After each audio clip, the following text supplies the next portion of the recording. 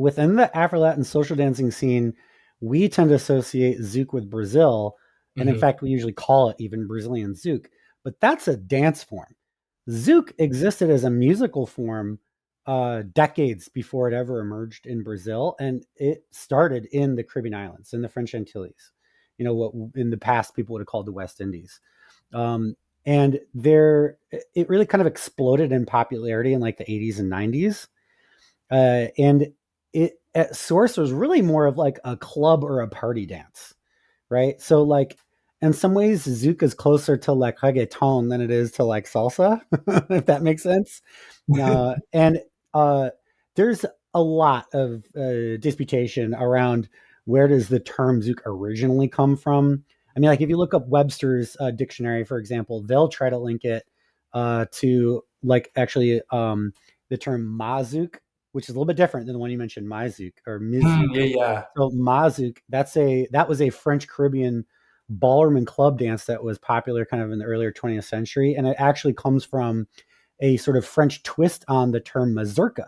Now, mazurka is actually a Polish folk dance that had already been incorporated into the European ballroom corpus, and there are like some really bizarre examples of some cross pollination between French community and the Polish community. Like Frederick Chopin, for example, composed like 60 mazurkas back in the 1800s. Yeah. Uh, and so we don't really know with 100% certainty where the term zouk came from.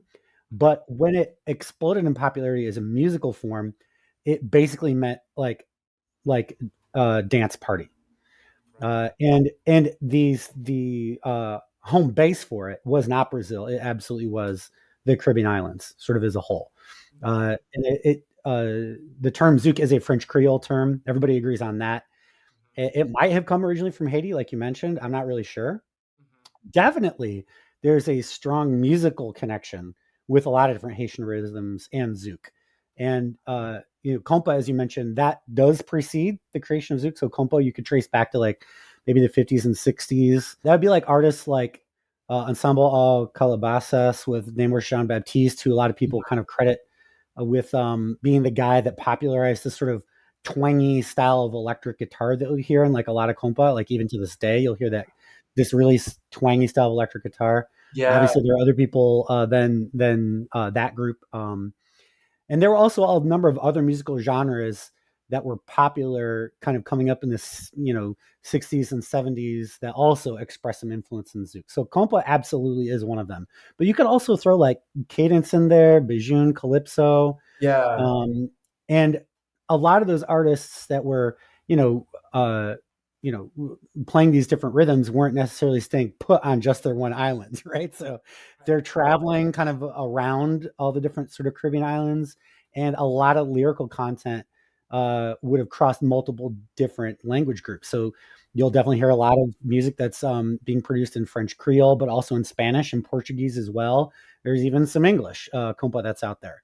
Uh, so as the term really began to like catch traction and really popped off was when Zouk became sort of like a global phenomenon, and this really does go back to like the late 70s to early 80s, and a lot of people really credit the group that kind of like really popularized Zouk as we know it as a musical form, which again is a precursor to the dance form Brazilian Zouk, Right. was Right. a group called Kassav.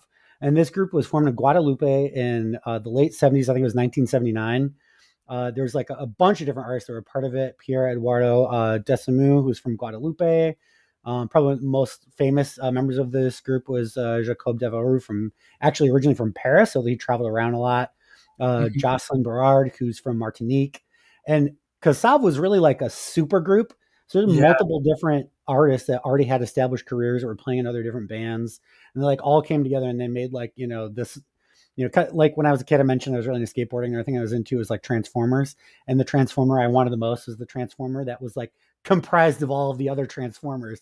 It was like the robot made of robots. And that's essentially what Kassav was.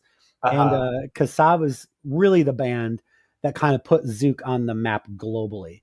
You could really consider Zouk from the musical standpoint as being almost like a fusion of all these different, Caribbean musical forms. So absolutely compas in there, but then there's a lot of other stuff too.